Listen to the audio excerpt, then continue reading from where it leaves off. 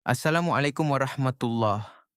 Dalam masalah air untuk bersuci, ada beberapa perkara yang perlu kita jelaskan tentang pembahagian air.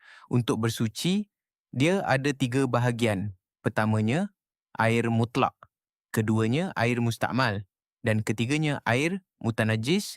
Pertamanya, air mutlak, iaitu air yang pure dan asli dari alam semula jadi, serta tidak bercampur dengan perkara lain.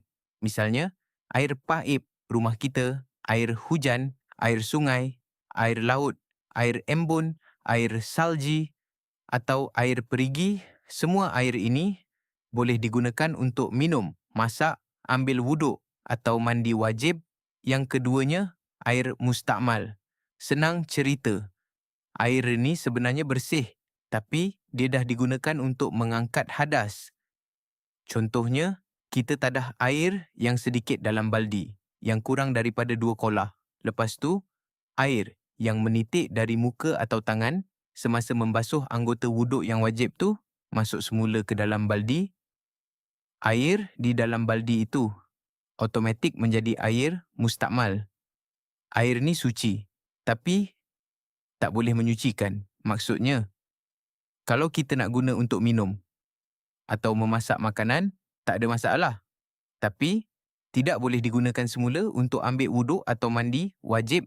Yang ketiga, air mutanajis atau air yang terkena najis. Maknanya, air yang telah tercemar kerana dimasuki oleh najis.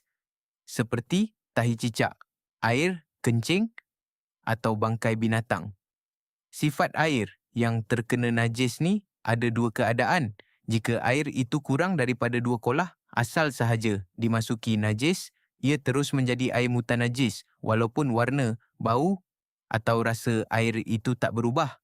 Jika air itu banyak, lebih daripada 2 kolah, seperti air kolah masjid yang besar, ia hanya menjadi air mutanajis sekiranya najis tersebut mengubah salah satu sifat air, sama ada warna, bau atau rasa. Air ini tak boleh digunakan langsung. Kita dilarang untuk minum, dilarang untuk memasak, dan semestinya tak sah digunakan untuk beribadah